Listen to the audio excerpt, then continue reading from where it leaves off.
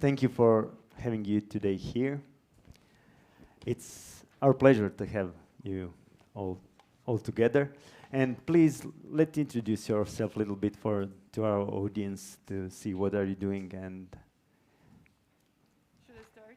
Yes, please. Is this working? Yeah, it is.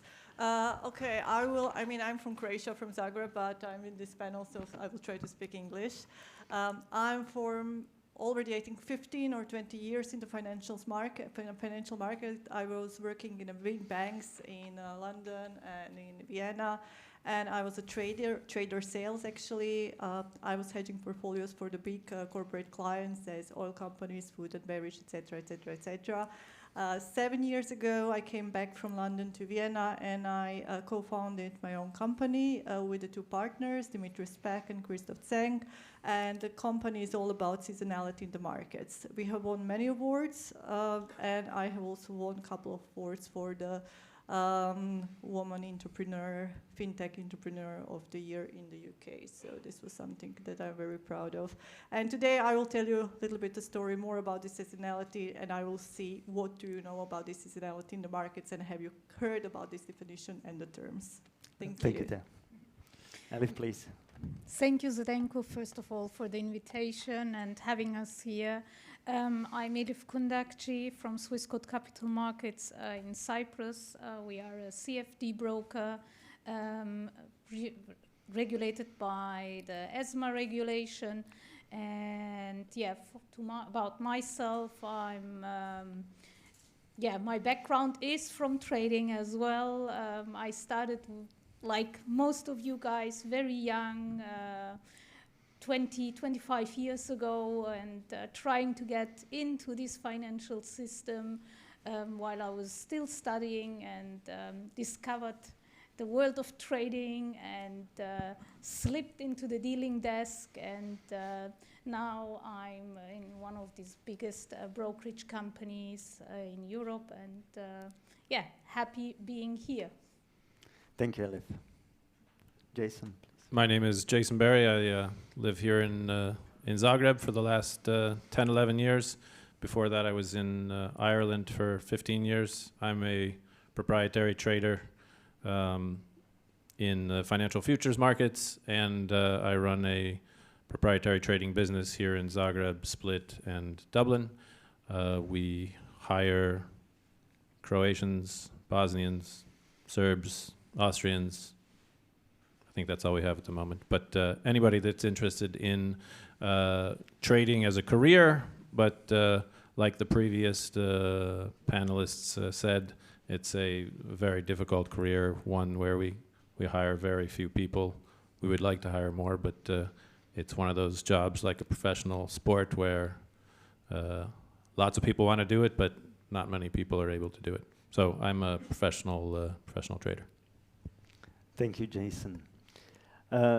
Let's start with the questions. Nearly 70% of equity trades in US are done through algorithms or high-frequency trading, where transactions are executed in milliseconds.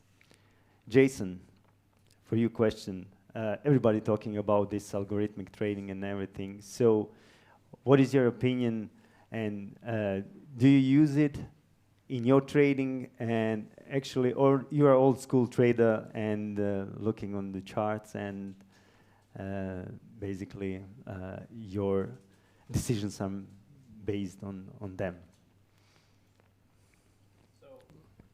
So algorithmic trading has been in the public consciousness maybe the last 10, 15 years, but algorithmic trading has been taking place ever since trading began on the electronic markets.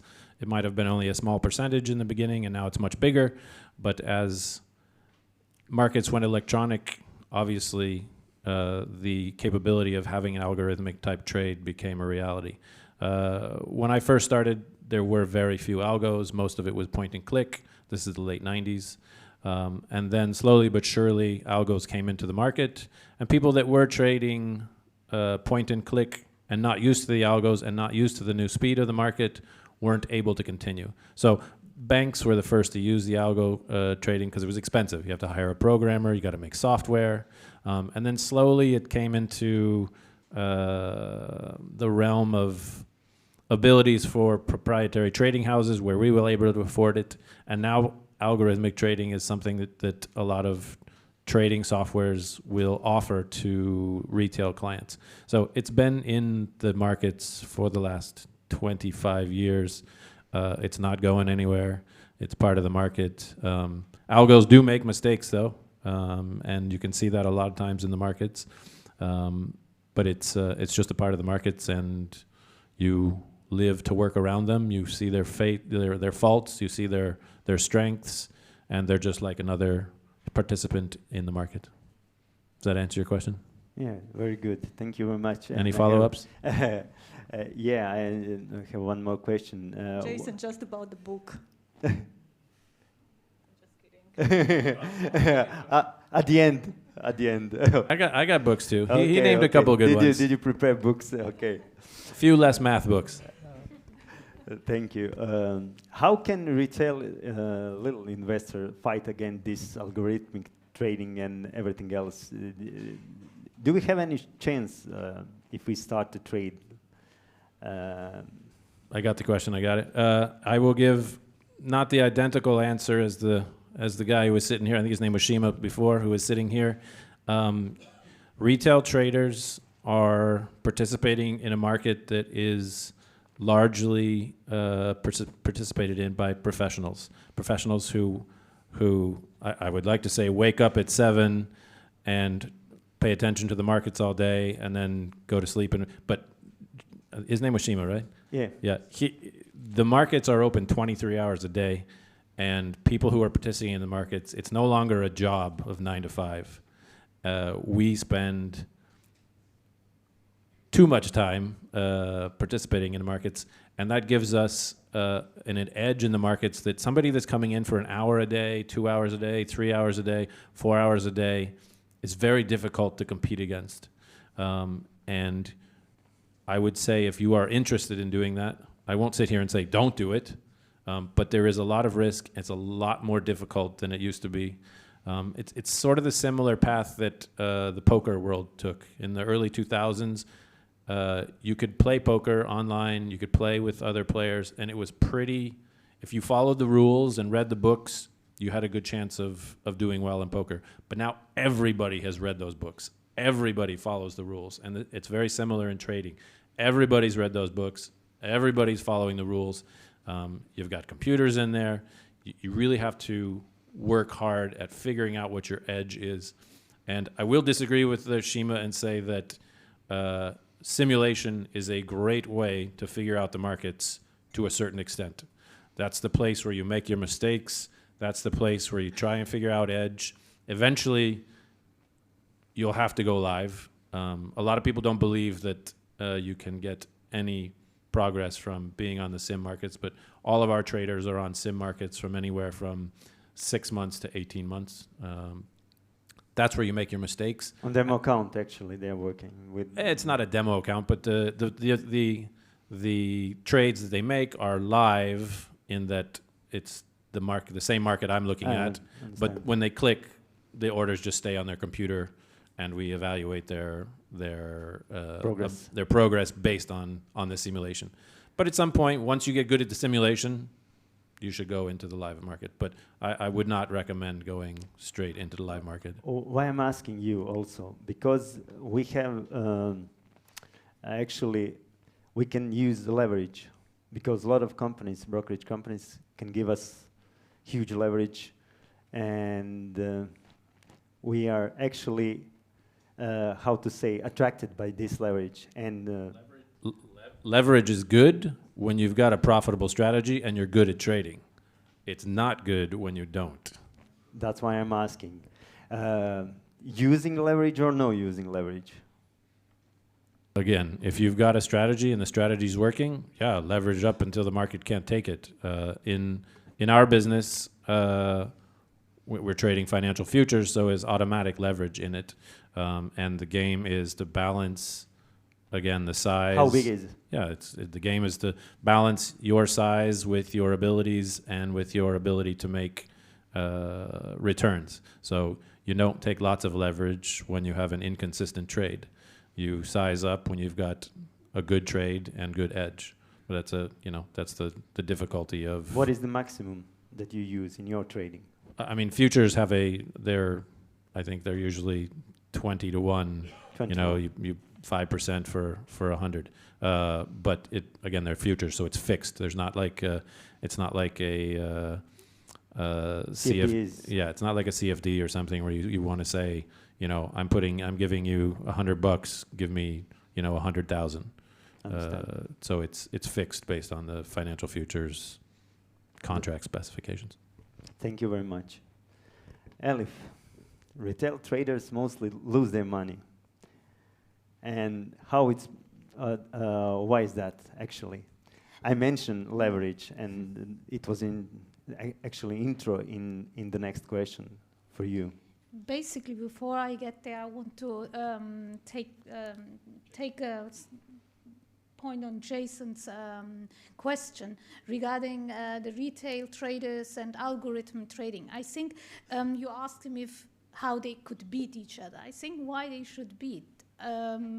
Following the algorithm trading and the high frequency trading for the last, since it started for the last 10, 15 years, it gave a lot of advantages to retail traders in terms of the markets changed since then, because the pricing got much better, the execution got much better through the high demand on high frequency trading, because retail clients, they were waiting until a trade was executed. And when we had these high frequency traders, we had to develop our programs much better, and the technology evolved, so it had a positive impact on the retail traders as well. So I think it's a positive leverage for the retailers as well. So coming back to the leverage is a double-edged sword in German, we would say. It's a curse and an advantage on the same because if you have a profitable strategy, as Jason mentioned, it can make you a big profit. But on the other side, if you lose, it's doubled. So on our end, we have right now since 18 just 1 to 30 leverage, and a lot of retail traders they were complaining why it's reduced. I find those retail traders which complain about the reduction of leverage, they mostly don't know the risk. It's according to MiFID. Yes. So the maximum leverage is 1 to 30. 1 to 30. Swissquote Capital Markets, yes. And most of the traders, retail traders, they are not aware what kind of risk leverage can bring. It can really make you fly, yes, but when you drop, it can make you drop. So a healthy balance, which is given by the regulator, is in fact the protection of the retail traders. Because as you said, most of the retail traders, especially in the CFD business, they are losing their money because they don't have a proper risk management, they don't have a proper understanding of the market, and they just jump into the market. Actually, they don't understand leverage effect at the end. Yes. So it can bring you a lot of money, and also at the other side you can lose a lot of money. So basically for new traders, investors, we can recommend, please be aware of big leverage, and how to use it. But at the other side, like Jason said, if you have a profitable strategy, take it 100. I don't know if people have noticed the similar warnings on the front of CFD and trading websites compared to the same warning that you get on gambling websites. They are largely the same and come from the same source because it is very much a similar activity. So every company in Europe, in Switzerland, actually have this notification when you open website. this is big, actually about the risk and that you can lose all your money in trading and everything else. So it's according to a regulation. Yes, Probably. we are obliged by the regulator to have a disclaimer, risk warning to all on our website, saying how many clients lose their money, how many are profitable, and warning about the risk which is given by this product. Yes. How, one good question, how much company actually thinking about the money if the client lose his money, there is no volume, there is no earnings, and can brokers invest more in education to actually to people give more knowledge about this risk management and everything else? Because in my opinion, I'm for more than 20 years on the markets, and I'm doing this hardcore trading with big leverage, and there is not too much company in Europe, in the world, that gives, let me say, too much attention on this problem, or I don't see it. Can you explain? Maybe you can put a little money to educate your investors. The best investor, best trader is one educated, who knows what he's doing, because you will have on the longer term, how to say, more money. Yes, I totally agree, and this is also the global strategy of Swissquote Group, to educate our clients and the interested market participants. We have structured educational programs. We participate on different panels like this one, and we create also panels and trading days where our clients can educate themselves. And apart from that, during our onboarding process, we evaluate also our clients by asking specific questions about their knowledge. And if we see that someone fails on those questions, we don't onboard them. And we are obliged to do that, and we are very happy to implement that. I can say that we are one of the only companies which are very strict on this onboarding process and approach. And definitely we need to move in this direction, into the direction of education.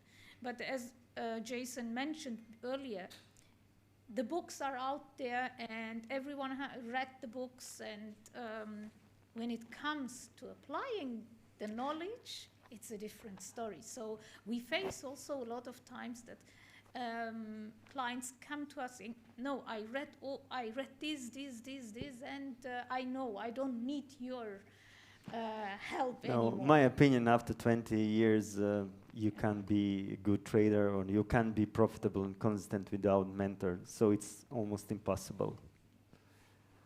You can read all books, you won't be profitable. I don't know, Jason, are you agree with me or disagree? I think in the trading world, there are no absolutes. There's plenty of exceptions to everything that we say, and I think a lot of the questions that come from the audience are, what is the answer to this? I don't think there's always, a specific answer. Yes, it's important to read as many books as you can, both ones that specifically say trading is this, but there's a lot of psychology books, and then obviously mathematic books that will help orient you, will help point you in a direction to help you figure out your edge, help you figure out the style of system that you want to trade.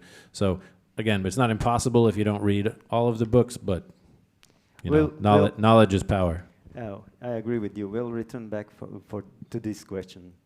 Let's move further. Tea, you are dealing with seasonality. What is seasonality, and can seasonality be combined with technical and fundamental analysis to create more effective trading strategies? What is your opinion? My opinion first, actually before everybody falls asleep, I would like to ask you a question, guys.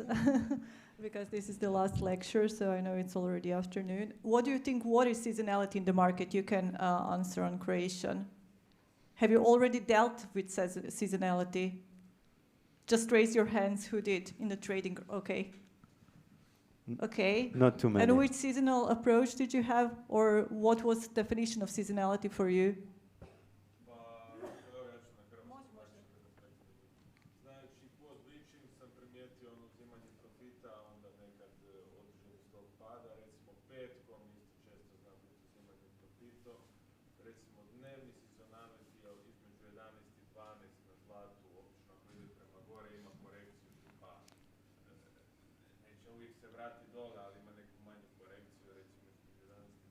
Mm-hmm. Tako da ima taj neki dnevni, tjedni, pred neke veće vijesti, consumer price index, initial top names, znači uvijek ima neki pattern, neko ponavljanje.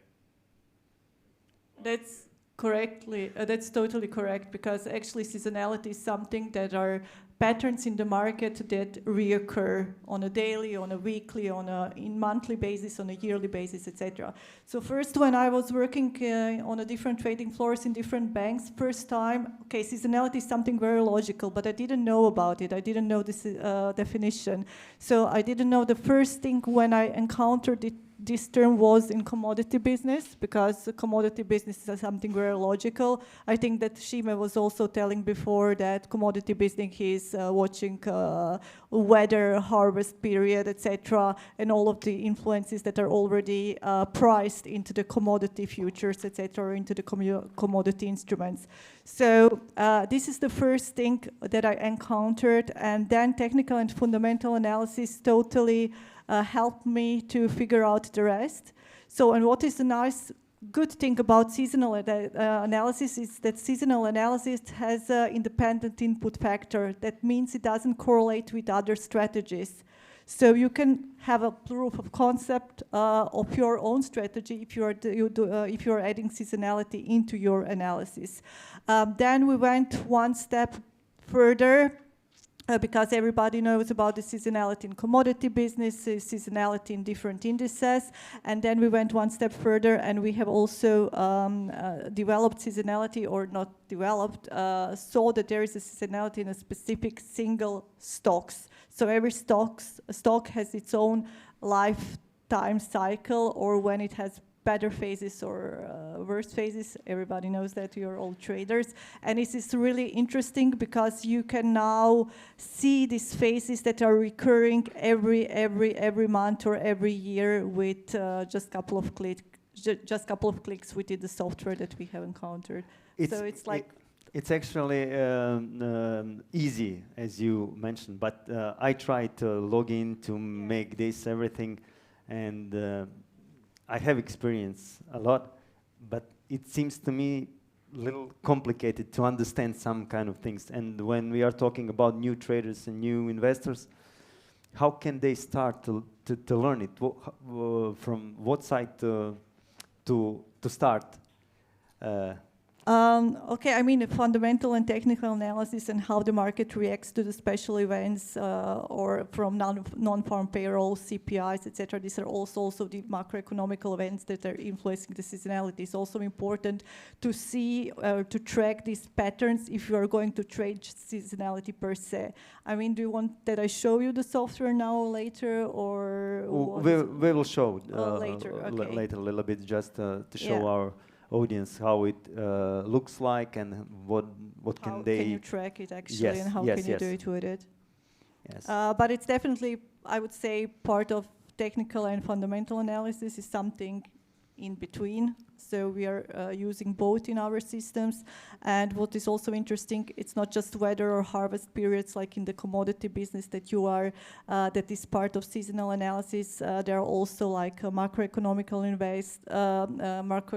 events, also the production cycles within the company, sentiment, market psychology, everything plays a big role how the market reacts to how the market reacts to everything, actually, to the events around it. Thank you very much for your explanation. We will show you a little later everything. We'll talk something about risk management. Legendary trader Paul Tudor Jones believes that no trade should risk more than 1 to 2% of total capital, emphasizing the importance of position sizing in risk management. Elif, how do you approach risk management in volatile market conditions?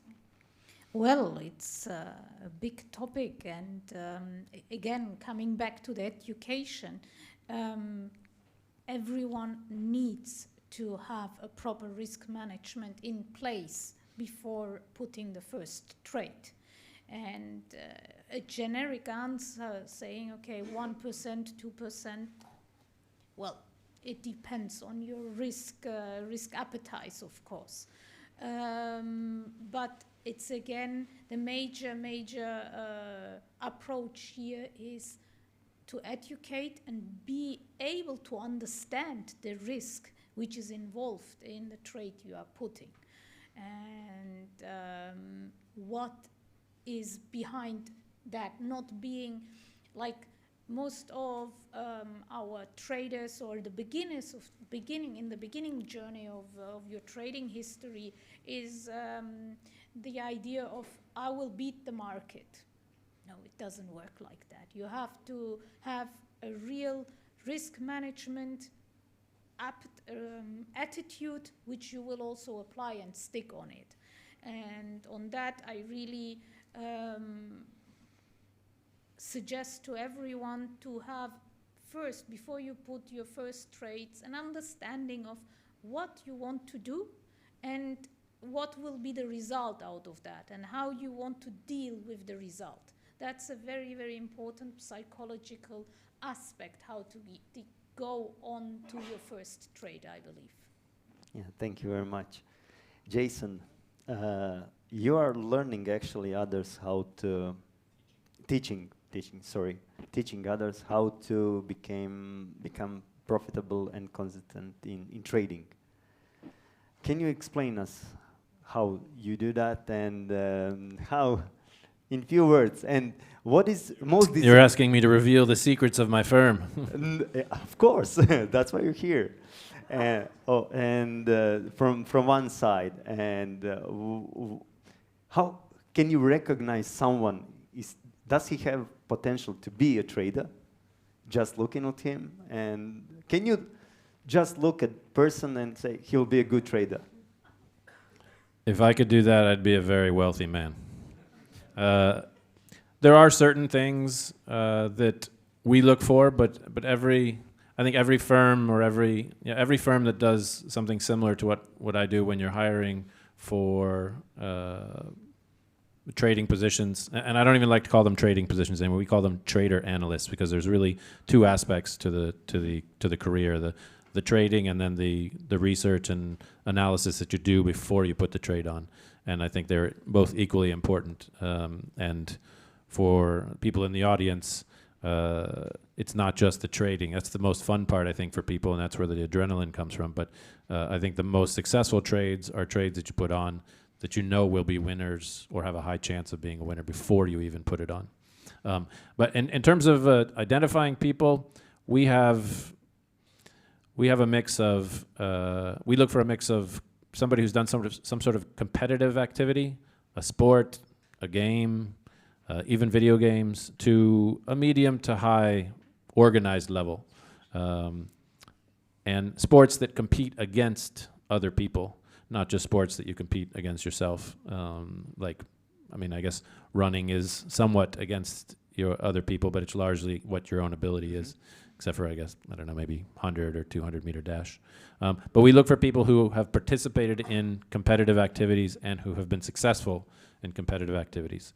I think my favorite indicator is somebody that has been a successful poker player and has played poker to a high level and been successful over the long term. I think that's a fairly good indicator for a successful trader. But again, each trading firm will have its own own desires. Yeah, like some people I think will like people who are only have done math or programming or some high level engineering. So we like those too, but we like the mix of people who've done really well in school and college. College is a minimum. We don't take people who don't have a college degree. So either 1 or 2 college degrees who've done really well, top 10%, top 5%, top 1% of their class, and have some sort of competitive activity. And then I think the last thing that you need to have is you need to be extremely interested in the markets. You need to have a borderline, addiction problem, that you enjoy being in the markets, you enjoy reading about it, you enjoy doing the research. You enjoy doing the research, and so you're addicted to the research part, but you're not addicted to the trading part. So I think that's a good one. I think those 3 things are kind of mostly what we look for.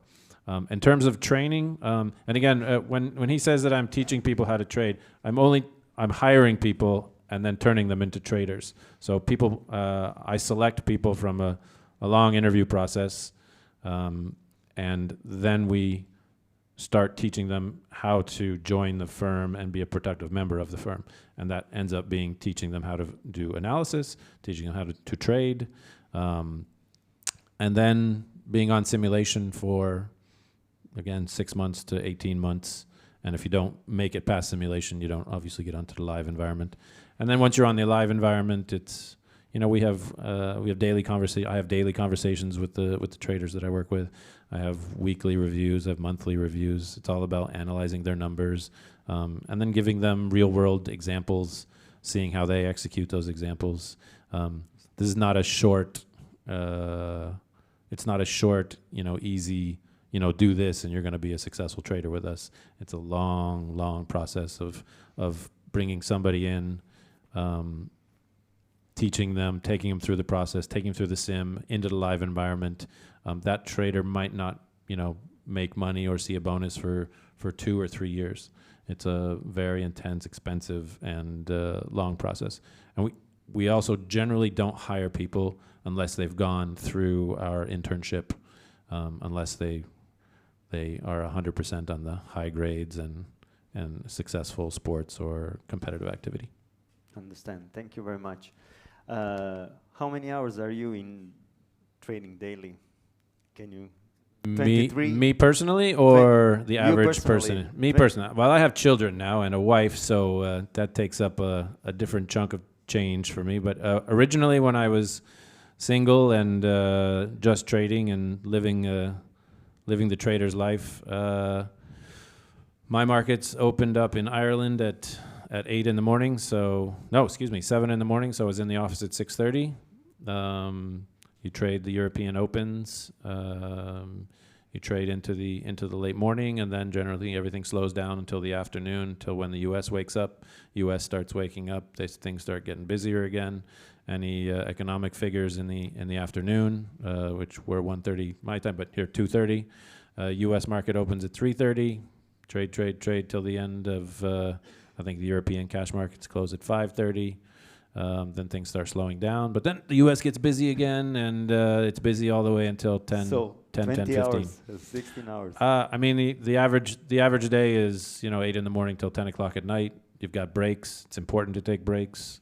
A lot of our guys go to the gym. There's one of our traders in the audience. He's one of the buffest guys out there. He is addicted to the gym and to trading. So it's good to have a focus outside of trading to keep you healthy and keep your mind focused. You can't just be in front of the screens all day.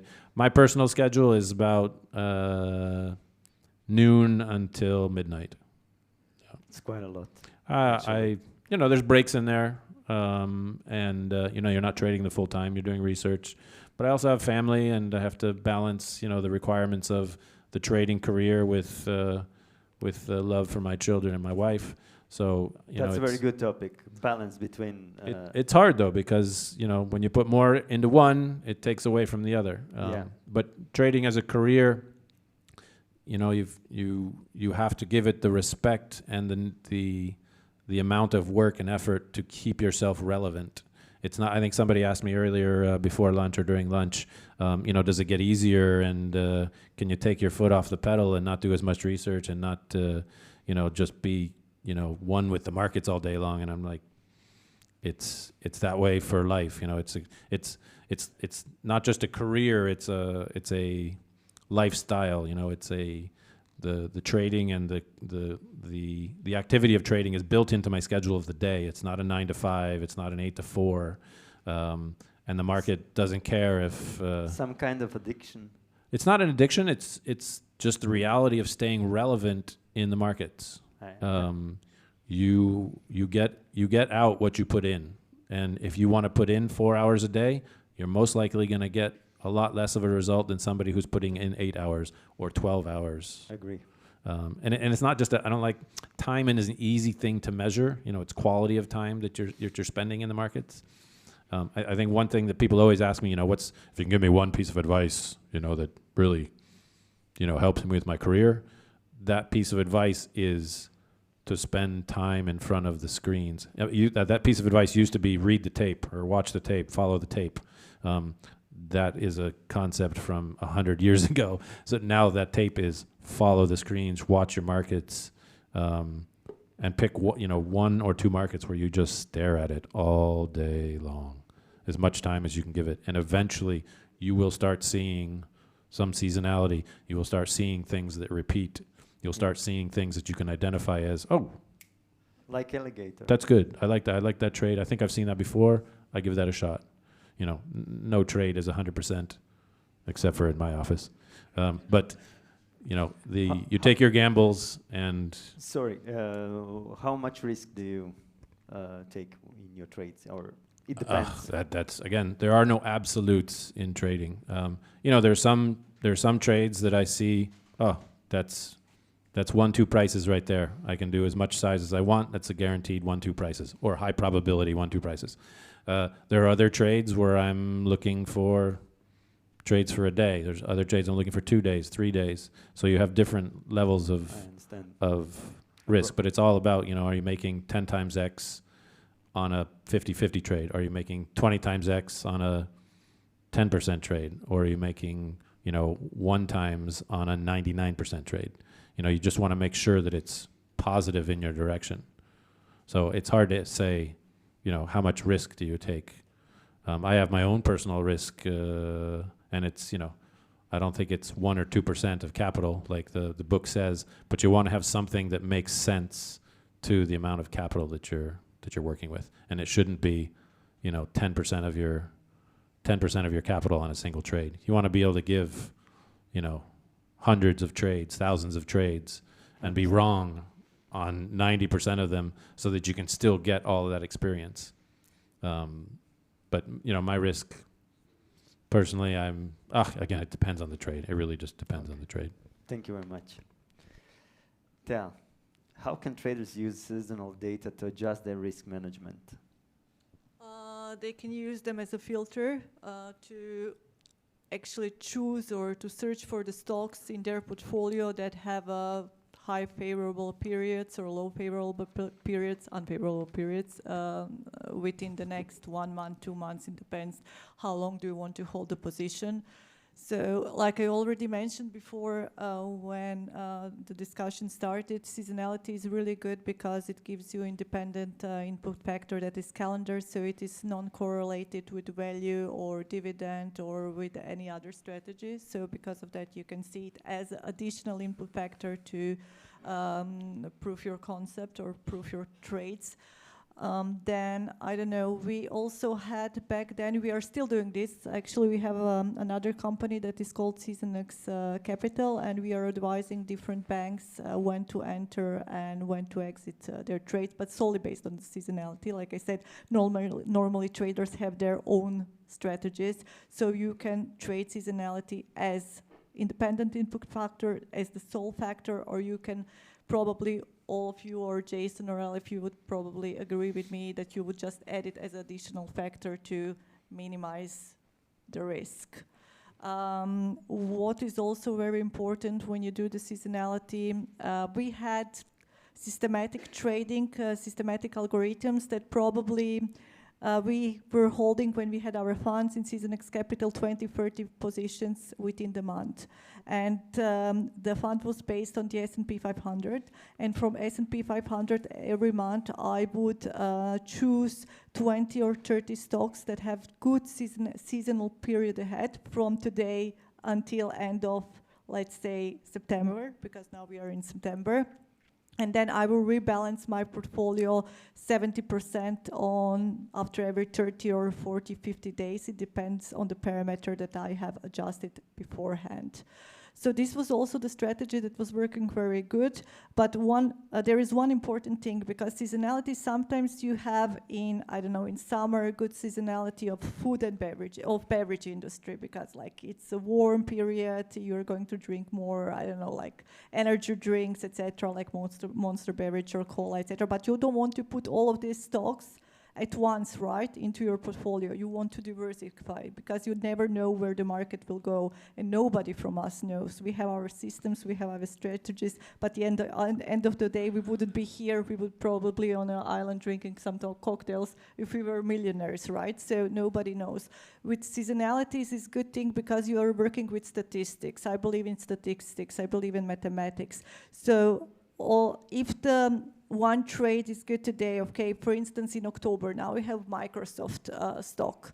There is an upcoming seasonality in Microsoft stock, and Microsoft stock has good seasonality, I think, from 2nd of October till end of October because of the earning reports and the earning surprises. So if I looked at the seasonality of the last 10 years during this period, Microsoft almost always went up during these 20-25 trading days.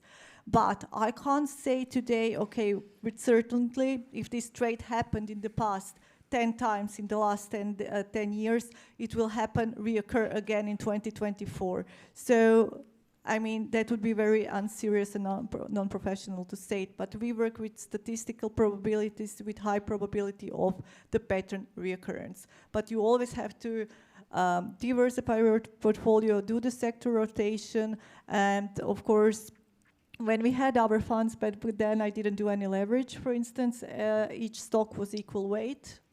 This was our strategy and this was our goal, how we were making it and how we were rolling stocks forward.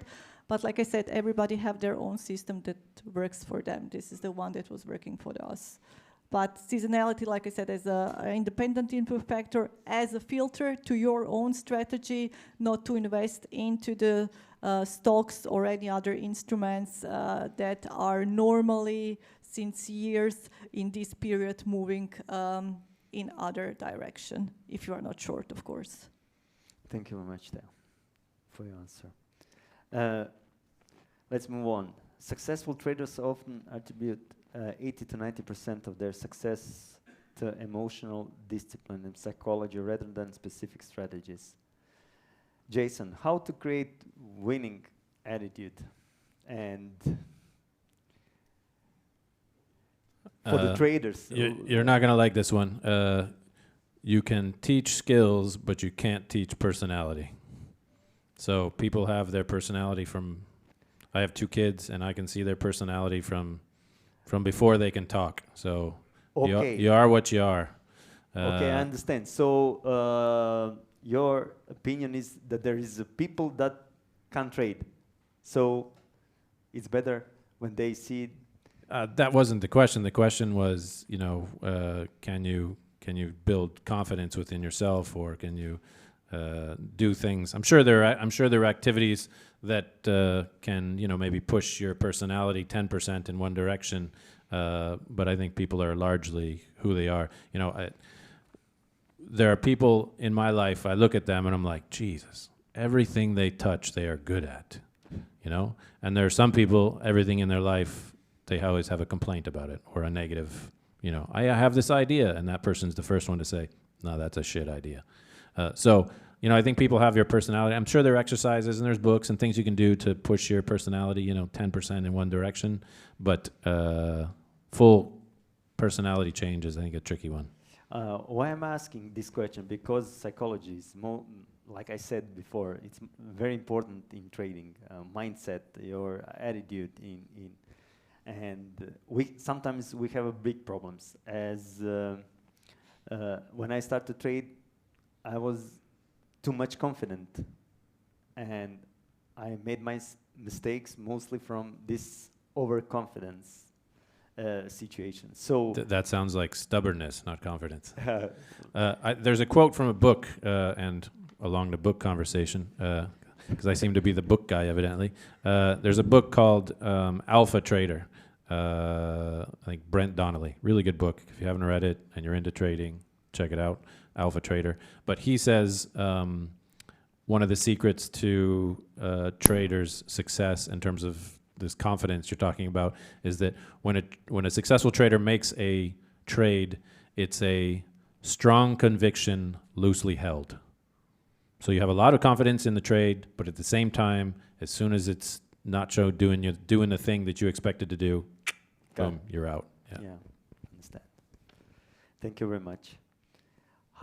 Elif, how important is emotional intelligence in making effective trading decisions? It's very important. I mean, the question before was directly linked to that, you know. If you cannot handle a loss, or you cannot handle your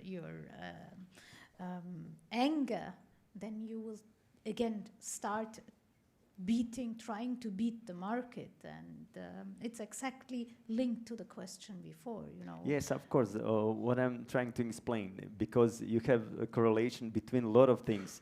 You have to watch the market, find the right opportunity for the trade. You have to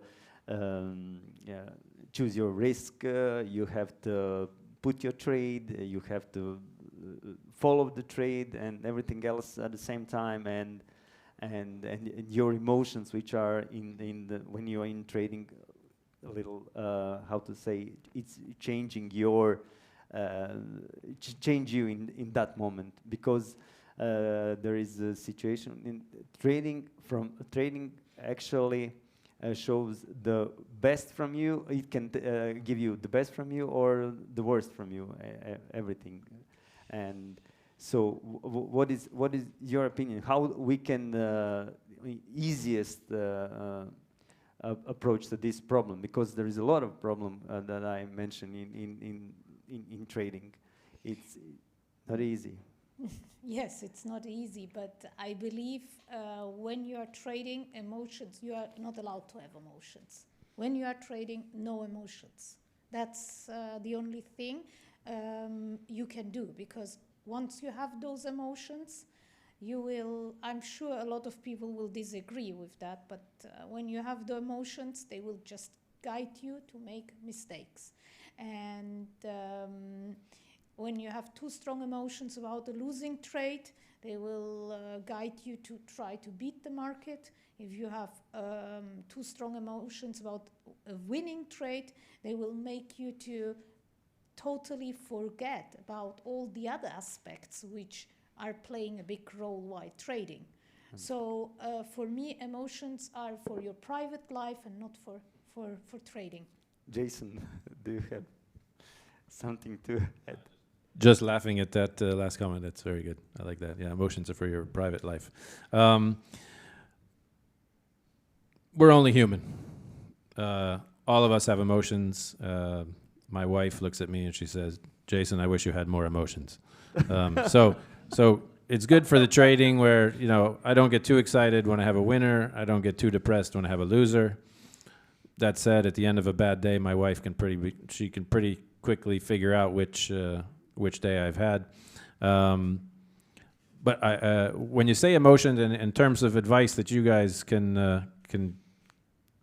bite a hold of, in our office we have this rule that when you get into a trade, most people are pretty silent when they get into the trade. They make the decision, they're in the trade, and I do this, and I wish I talked to my traders a little bit more when I'm getting into a trade, but I get into a trade, I watch it, it goes with me. Silence. Goes with me some more, oh, this is a really nice winner. Oh, it keeps going. And then I'm like, hey, guys, did you get into that trade in the S&P? And as soon as I say that, that's my emotion. I take half the position off. Because whatever it is, either in my personality or in general people's personality when you're trading, that moment when you start getting too euphoric, start getting too happy about your trade, that's the time to take some of it off or all of it off. But in our office, as soon as Jason starts talking about his positions, we all get out.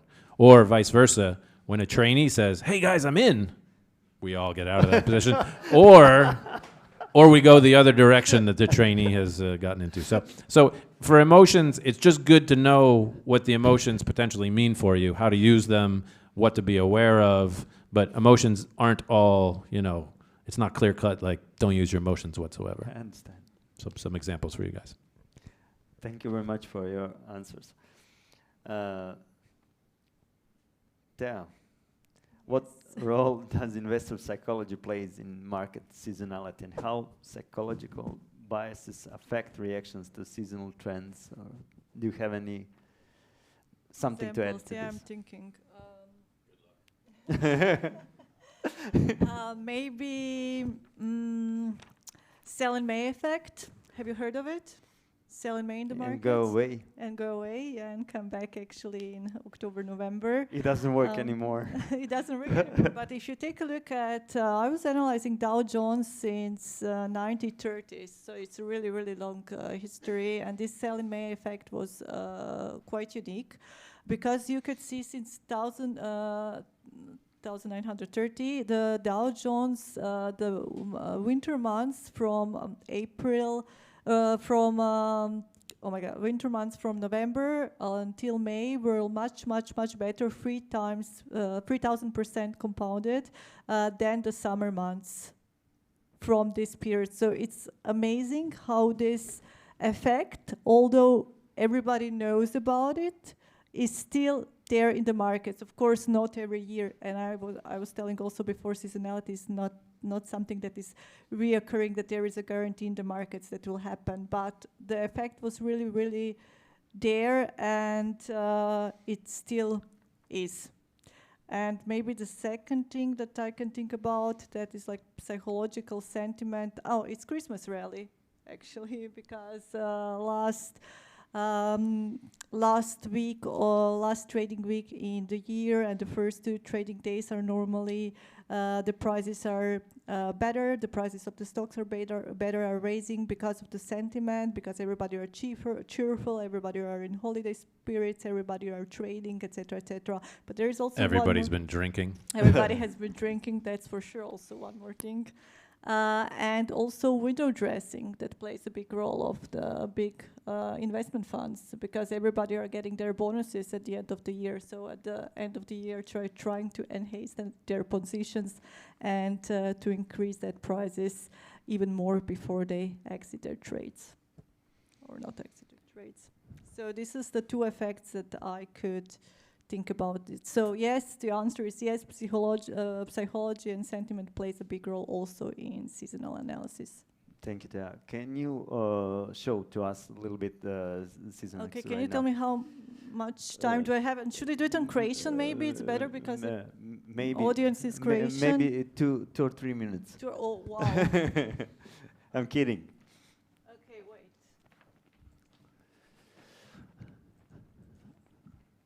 Okay, 1 second. Ne mogu ga. Može, evo. No, I can't, because I don't see it in this. I can't see. I don't have the screen here.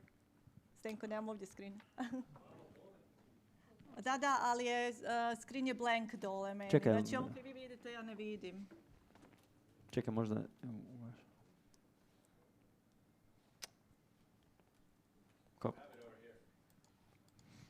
I know, but you can't see it on this computer, so you can't move the mouse on anything because it's completely blank. Ooh.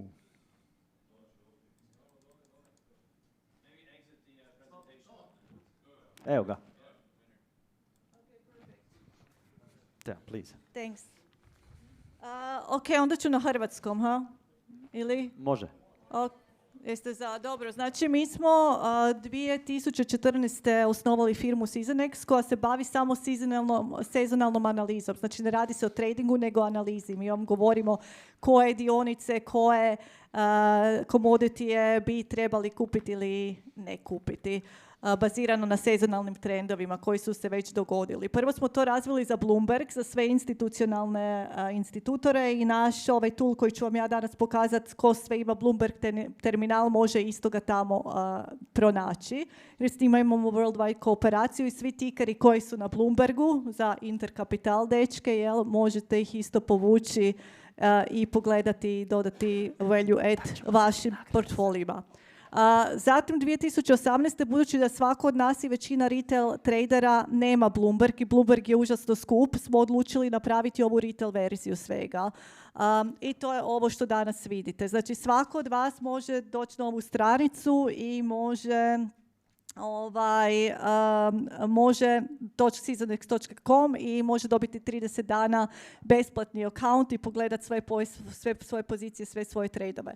U stvari o čemu se radi? Evo dolazim Zdenko, sad ću doći. Na primjer, možete izabrati bilo koju dionicu, bilo koji commodity, bilo koji forex. I šta smo mi napravili? Znači, ovo nije chart koji je inače na marketu, koji vidite na Yahoo Finance ili bilo gdje kad nešto otvorite. Ovo je sezonalni chart. To znači da se radi o presjeku zadnjih 10, 15, 25 godina, ovisno o podacima koliko ih želite povući. Ja obično kad smo radili backtesting 10 godina ili 15 godina je bilo dovoljno da donesete neku statističku smislenu odluku da li ćete ući u taj trade ili ne. Znači, ovo je sezonalni chart zadnjih 10 godina, okay? Od United Health Group Incorporated. Ovo moram objasniti da uopće skužite o čem se radi. Na horizontalnoj liniji dole vidite mjesece od siječnja do prosinca, a vertikalna linija je indeksirana na 100, znači da prati price movement ove United Health grupacije koju sam ja izabrala kao trade koju hoću sada pogledati kroz mjesece u godini tokom, znači average zadnjih 10 godina. Jesu to svi skužili? Kaj sam ja sad tu rekla? Jeste? Ok, dobro. I znači možete onda highlightati period koji vidite na chartu da postoji velika mogućnost da taj trend ide prema gore. I meni ovaj chart govori, dobijete kada highlightate bilo koji period na chartu, na desnoj strani dobijete cijelu statistiku. Znači, ako sam kupila ovu dionicu 29. septembra i prodala je 2. decembra, to jest prosinca, u averageu bi napravila 12% i od 2014. godine bi svaka godina bila profitabilna. Znači, imala sam 100% winning rate. To znači, kao što sam rekla, to ne znači da će se taj trade ponoviti u 2024. godine. Mislava već vidim da se smije. Da će se pogoditi 2024. godine, ali postoji velika statistička vjerojatnost. Za one koji hoće znati više, imate standardne varijacije, share ratios, max rise, max profit i tako dalje. Max drop, ali sada što je meni najinteresantnije, još samo minutu, dvije, feature koji smo u stvari napravili nije da ove chartove pogledate sami, nego da imate screener. I to je u stvari što oni naši korisnici najviše koriste. I ja sada mogu reći, ok, ja hoću, ti si nama sad pokazala dionicu koja je zgodna za trade u listopadu, ali ja hoću neku dionicu, ja nisam znala da je to ili znala da je ta dionica dobra u listopadu, kako ću znati koja je? Znači, mogu izabrati između US indices, Nasdaq, S&P, kako smo već svi danas počeli sa S&P-om, ja ću ostati na S&P-u.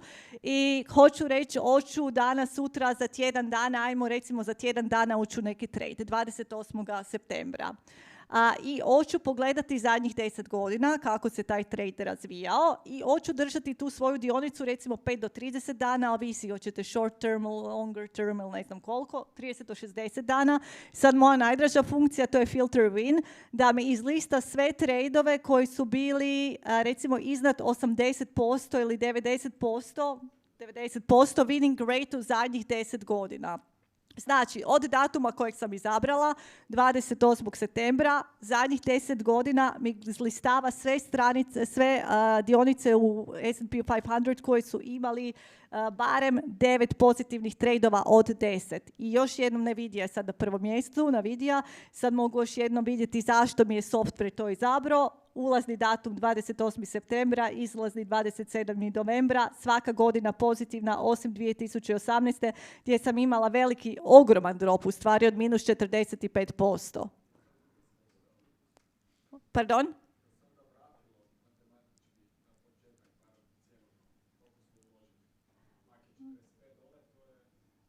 Da, ovisi koliko si uložio, naravno. To je samo u ovom, da, znači u ovom razdoblju, ako si te brojke, sve statistika se odnosi na ovo razdoblje od 28. septembra do 27. novembra. Kažem, svaka godina nije 100% da će svake godine se taj trend ponoviti, ali u ovom se ponovio 90% slučajeva. I sad još jedan samo feature koji je možda zgodan za vas kada ćete poslije, nadam se, koristiti ovaj software 30 dana besplatno. Možete, na primjer, otići, ako odem na S&P 500, sam sekundu, Popular Instruments, jel ga imam negdje, evo ga. Mislim što si ti bio rekao, ovi event studies. I te event studies je jako zanimljivo zato što isto možete pogledati ako ste u nekim pozicijama. Ako imamo sada neku central banking decision, Fed, FOMC meeting second day, Fed rate hike, Fed rate change, Bank of England, ECB, sve živo, elections, future expiry dates, holidays, reports US from consumer prices, CPI, PPI, non-farm payrolls. Možete vidjeti kako se ta dionica ili indeks oko tog eventa, kako se uopće pozicionirao. Tako, na primjer, sada mogu pogledati S&P 500 na FOMC u second day. Hoću pogledati 10 dana prije i 10 dana poslije. Ova crvena linija mi je event koji sam izabrala. I recimo, uzet ću zadnjih 25 godina. Okay? Znači, 25 godina imamo FOMC meeting koliko? 8 puta godišnje, jel tako? Znači, imamo 200 evenata. I od tih 200 evenata mi software pokaže odmah na prvu da 2 dana prije FOMC decision announcementa S&P u pravilu ide gore. I to možete pogledati apsolutno za sve. Evo, mislim da će me Zdenko zadaviti, da nemam više pravo ništa reći. Jesam ili... Teo, što god jer je želite. bilo doslovce 2 minute. Da. Ok, hvala ti, Tea, idemo se vratiti. Malo su i umorni svi, nećemo još dugo.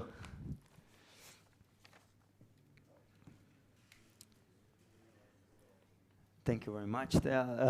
We'll also have a prize award for two of... Yeah, a yearly, actually, platforms. So stay with us for 10 minutes more, and two of you will get 2 yearly subscription from SeasonX, and also we'll have a prize game for the technical analysis and for commodities and stocks and commodities, 5 yearly subscription for 5 of you in the audience. Thank you. And maybe last few words just to close this panel discussion. Do you have any advice? Do you have any, what would you like to say to new traders or experienced traders? What message can you maybe book? Yeah, basically, for me, the best advice is you really need to know with whom you are partnering up, if it's in terms of mentoring or the trading platform you are working with or the research systems. It's really important that you make a good choice there. That's very essential. And yeah, that's something which I give to all of you, and it's a great thing to trade, and definitely with the correct partners even better. About the books to recommend? I don't recommend any books. Only Marvel. Okay, thank you, Elif. Okay, I will just say one sentence. Don't just trade it, season exit. Okay, thank you. Don't just trade it, season exit. Yeah. Before you trade.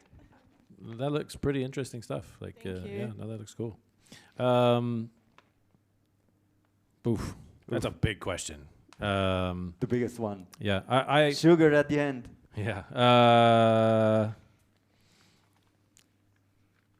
I think there's a lot of research and reading that people should do before you get into the career. You guys are mostly, I think, into this career, so I would make sure, again, I am the book guy, because this is stuff you can do without being involved in the market, and it costs you nothing but time. And it's time well spent. Knowledge is power. So if you haven't read, the 10 books of trading, get reading. And then once you've gotten beyond that, then you need to call up Shima and read his books, because his list started with some very interesting books that if you guys haven't read, I would also suggest those. But that just requires you get out there and do a little research. It's pretty easy to find, top 10 trading books, and then top 10 trading books about trading that aren't trading. Once you get beyond that and you're getting into trading, I have to say the real advantage for the guys that work with me are that I've got a list of 20, 30, 40 different strategies that are applicable to a wide variety of markets and market conditions. And that's not a list that people have. That is something that you get from a mentor or working with somebody or working for somebody, which is even better. So I think I would say that the biggest piece of advice for people, unless you're already wildly successful, in which case, svaka čast. But if you aren't, and you're really passionate about the job, and you want the job, and you really want to do this as a career, go work for somebody. Go work for somebody, learn from them, work for them for 5 to 10 years, because that is the real big advantage out there, is people that are already in the markets, know what they're doing, they teach you, you share the profits with that person or that firm, and you actually learn how to trade and trade at a professional level. All of you guys are putting in time, obviously, to be at this conference, to learn about the different aspects of trading. I understand there's, it's definitely some investing topic in here as well. But in terms of trading, work for somebody because you will cut out so many mistakes. You will get edge. That's probably the most difficult thing. You can read all these books. You can learn everything you know about trading. You can be super disciplined in your personal life, in your approach to trading, in your trading plan, but then you have no edge. And edge is something that nobody can teach you. That is the missing element that you cannot get from books. Actually, essence of trading. Edge. Okay. Advantage in the market. Edge is an advantage in the market where you have greater than 50% chance of that trade being a winner. I know in the majority of my trades that I am trading at the right time of day, I'm trading in the right product, and I'm trading in the right way, where this trade is going to be an 80% winner, a 90% winner, 99% winner. There are plenty of trades I know before I put them on, it's just money in the bank.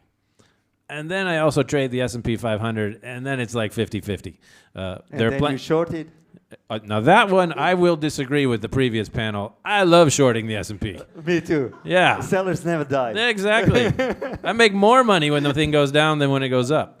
But again, having a mentor, not even a mentor, having somebody that you work for somebody, and they are teaching you the stuff that they know so that you can be a participant in the market in a successful way. And you cut the time of learning. It's still a long process, but. So you offer me a job? That's a little more difficult. I do invite many people to apply for work at Positive Equity. It is a difficult position to get. We hire once a year. We are hiring right now, coincidentally. So if you are interested in trading as a career and a full-time job, paid job, I would advise you to go to our website, positive.ie. But getting a mentor is probably the less expensive or the minimum that I would do if I was trying to get into this career. But the best thing is to go work for somebody. It's harder because you got to find somebody to hire you, but I think working for somebody is definitely the way forward. Yeah. Thank you very much for being here with us, and it was my pleasure to have you here today and share thoughts and ideas about the trading. And I hope you all enjoyed today with us and with these great people and traders. And it was my pleasure to have you all here today. And I wish you good luck in trading, in investing. If you don't want to trade, and see you next year at the same place. Thank you very much.